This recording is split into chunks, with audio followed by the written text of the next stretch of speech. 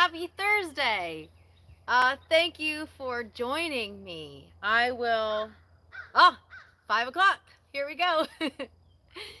Hey there, Mary here at Mary's Heirloom Seeds, and welcome back to another live chat here on our YouTube channel. So, last week, for those of you that joined me, we had a discussion about growing in uncertain times. And I wanted to say thank you for joining me and thank you for watching the replay. If you did, I am feeling 100 times better today, minus a migraine. Let me just double check something here. Getting a little up close and personal here. Perfect. I just wanted to check our connection here to make sure we're all here. So I wanted to just remind you, if you hadn't seen the video last week, definitely check that out. It was definitely a worthwhile video, and it kind of came... I've been talking about the rising cost of food for the last couple years. I think I wrote my first article in 2014, and then we've kind of updated those, and then now we have discussions. Hey, hello, welcome. We have seen some recent discussions about food scarcity, about the rising cost of food shortages in the U.S., so all of that craziness. Hey, hello, I'm a little further away from the camera today, so I can't see all of your comments, and I have the sun. So I just wanted to encourage those of you that maybe missed the last video, or maybe you're not quite sure, you're on the fence about growing food or expanding your garden. I kind of feel a little more of an urgency, I guess, to expand our gardens, and we have been talking about working and focusing on food storage this year, which is awesome. Hey, thank you very much. So for those of you who are just joining me, who've never joined me before, welcome. For those of you that have joined me regularly, welcome back. Please hit that like and subscribe button if you get a chance. Today we're talking about peppers. We are going to transplant some peppers into one of our raised beds. Now, I shared with you a couple pictures of our raised beds last week and some of our kind of impromptu raised beds that we didn't really put wood around, but they really work very well for our area. And I have some wind-beaten peppers that we're going to transplant today. If you don't know about our area here, Texas gets very windy, and unfortunately one of our customers and fellow homesteaders, she lost one of her outbuildings yesterday, and there were chickens, baby chickens inside, and they made it, which was such an awesome news to hear recently. So we're really happy that her chickens lived. But it's been very, very windy, so I really hope I don't lose you here. I've got my tripod set up, and hopefully it won't blow away. I had a teaser before I get started on transplanting today. I had a little bit of a teaser on our Facebook page. I mentioned that I have a special code for those of you who might be interested in purchasing seeds at Mary's Heirloom Seeds. In the description section of this video, I always post the link to our comprehensive planting guide as well as Mary's Heirloom Seeds. I have a special discount code for those of you that might be interested. Get a little closer here, up close and personal. The special code is PEPPER15. That's PEPPER15. So the special code is PEPPER15. That's going to take 15% off the companion planting combo pack in the description section of this video and the mountain flower root boost, and I'll tell you why that's important right now. So for those of you that are new to growing peppers, pepper seeds can take anywhere from 4 days, that's kind of being optimistic, 4 days to 30 days to germinate. Now, why is there such a difference in the seeds? Now, usually hot peppers take a lot longer to germinate than some of our sweet peppers. So this is a Scotch Bonnet, and this took longer than most peppers. It took about 21 days to germinate, and it depends on if you use a heat mat or you don't use a heat mat. peppers need warm soil to germinate. That's really important. And now in our comprehensive planting guide, we do have a lot of information on growing peppers and growing from seed. So if you're brand new to growing from seed, that might be a great place for you to start. By the way, for those of you who don't know, you're welcome to comment in the leave a comment in the description or in the comment section if you do have questions while I'm chatting with you tonight. I do like to keep these videos short and sweet. Growing food doesn't have to be very intricate. It doesn't have to be a big ordeal. It can be as small as growing in a bucket. It can be as big as growing in a couple acres. So it really depends on your area and what you want to grow and how you want to grow it. So in my hand here, I have companion plants for our peppers. I'm growing in this bed. I'm using the square foot garden method. So I'm only going to put told you it's a little windy here. I'm only going to put one pepper plant per square. And this is a 4 foot by 8 foot. So I've already, you won't see it, but I'll show you in just a second. I've already, I wouldn't say cut, but I took my stick. I don't need any fancy equipment. I took my stick and I drew my squares here in this raised bed. That way I have an idea of where I'm going to put these. In the corners here, I'm going to leave empty and I'm going to put something different.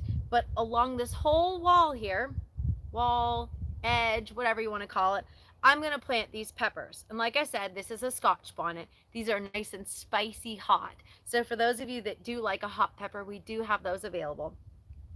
And companion plants for peppers, this is just what comes in our kit. This is nasturtium, borage, marigold, my favorite, and basil. Really easy and really simple, and something that you don't need a lot of space for. You could grow this in a bucket like I mentioned, or you could grow it in a raised bed. I did have a customer ask about some issues they might have been having with their peppers. Either they're stunted or they had some mold growth on the soil. These are a couple of different issues that you might be having if you're growing from seed. Now, if your pepper plants are stunted, it's quite possible that your container isn't large enough, or that the soil isn't fluffy enough for the roots to grow down. So these were originally planted in a very small container, and then we up potted them into a slightly larger container. And you see, this is a red cup. Yes, you can grow in fancy containers, store-bought containers, but sometimes using these cups are easy because I can wash them out and I can use them every year. It really doesn't matter. Like I said last week in our video, you don't have to buy all the fancy equipment in order to grow anything, really. So let's go ahead and get started. Let's go plant some plants. I love digging in the soil, and I typically don't use gloves when I'm digging around in the soil because, like I mentioned last week, studies show that there are microbes in the soil that are very good for your health, that are good for your well-being, and I feel more connected when I use my hands to dig in the soil. So I'm going to spin my camera just a little bit so hopefully you can see what I'm doing here instead. But I'll give you a little bit of a heads up first. Now, I mentioned to you that my peppers are a little flopping over because it has been absolutely crazy. When I transplant tomatoes, I usually transplant a couple, maybe an inch or two of the stem down into the soil. I don't usually do that with peppers, but since these are a little floppier because they have been hit really hard by the wind, I'm going to put a little bit of that stem down below. And I can see here that there are roots growing out of the bottom, so it is perfect timing. I don't normally do this with peppers, but for these, because they look like they would really benefit from it and it would give it a better, sturdier root, I'm definitely going to do that. And you want to dig a hole at least the size of your container. So that's a pretty decent hole that I'm going to need to use to plant this. You don't want to plant this seedling and then have a bunch of the topsoil. Oh, yeah, I figured that would happen. Anyway, I mentioned earlier it's really windy here, so I'm gonna try and put this in a little deeper and hopefully you can see what I'm doing. All right, so no more me. You get to see the soil from here. This is what happens when I try to go live and it's really, really windy. You get to see the bloopers. Christian says, finally caught you live. Missed you. Happy Thursday. Awesome. Thank you. I am enjoying it. And yes, it is windy. Okay, so let's see if I can do this. You guys are going to have to bear with me here while I do this because I am trying. Goodness gracious. Sorry, guys. So I'm not used to the wind. I'm learning. Not used to the wind though. I might actually have to hold this camera, which is kind of annoying. What am I going to do? You get to just listen to me talk? I don't know about that. Okay, I'm going to try this one more time. And if it doesn't work, you're just going to have to watch me one-handed. Oh, that's not a bad idea. You want to watch me do it maybe one-handed? Here. All right. Seedling, soil, digging a hole. Now, why do I have Root Boost? Root Boost is awesome. It has a lot of great nutrients in it. It is organically sourced. It is natural goodness. It has some myco in it, which is awesome as well. See, we're digging a hole. We're going to make sure that this container can go all the way into that soil. So that's a good size hole. Now, another customer question says maybe you need duct tape and a 2x4. Christian, that is an awesome idea. I will definitely keep that into consideration when I do this next week. So I'm new to going live way out here in the garden. We finally have what do you call it? We finally have the internet hooked up closer to this garden area so that I can actually do it. So another customer question was, what do I do with the Mountain Flower Root Boost? So I bought it. Now what do I do with it? And I mentioned to her that the instructions are on the container, but I do like to kind of share that information. So when you are transplanting your plant and you're using the Mountain Flower Root Boost, we're going to use 1 to 2 tablespoons in the hole before we transplant. You can also use this in your garden soil before you do it, but this is a really easy way if you're like already have your seeds growing and now you're going, oh, wait a second, I have to fertilize. So we are going to add this into our soil here. So here we go. We mix that in just a little bit. All right, so now I have to put this is not going to work. Sorry, guys. Now I have to put the camera down and the tripod down, and hopefully it doesn't fly away. So now we're going to take our handy dandy handmade, gently flip it over, squeeze it so we don't lose any of the roots. You do not want to pull. Look at those beautiful roots. You do not want to pull the stem. Pulling the stem can break the plant. We're just going to gently stick it in there, hold it up, and cover it up. See, that wasn't so difficult. Now we wait. So growing peppers from seed is actually really good. Hey, Spring Meadow, it's actually a great crop to plant in your garden. It's heat tolerant. So for those of us in, well, you just mentioned Florida, in Texas, this is a Scotch Bonnet. So it is a very spicy pepper, which spicy peppers love, love, love heat. So that's definitely something that would do really well in a place like Florida, a place like Texas. Most places, honestly, you can grow peppers.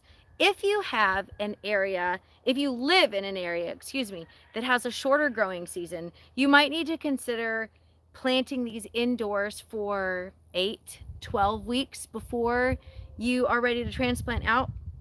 And I did miss one tip.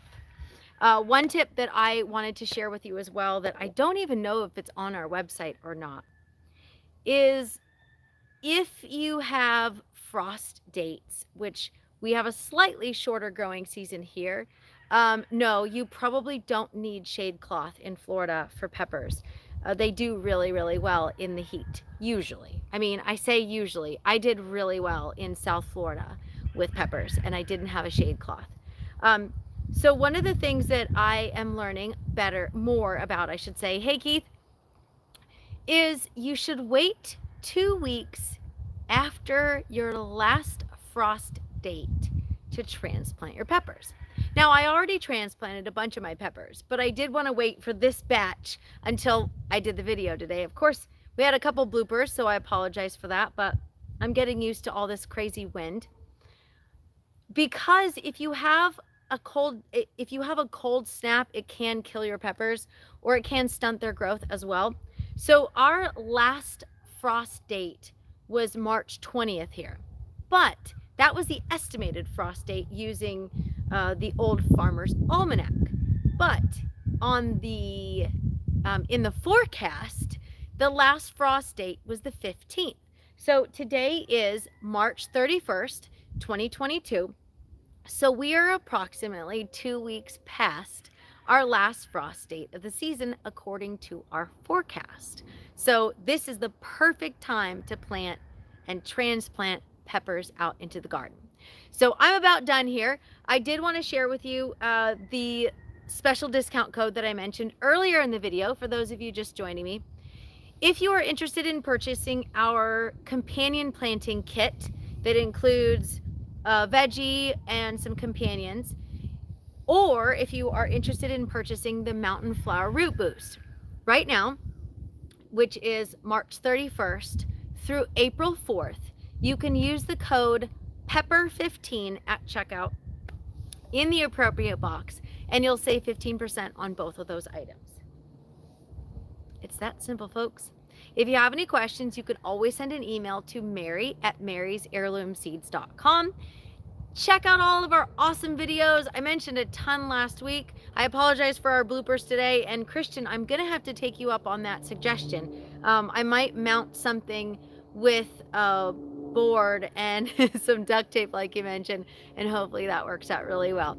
Thanks for joining me for our weekly live chat, bloopers and all. I'm Mary at Mary's Heirloom Seeds, signing off, and happy planting.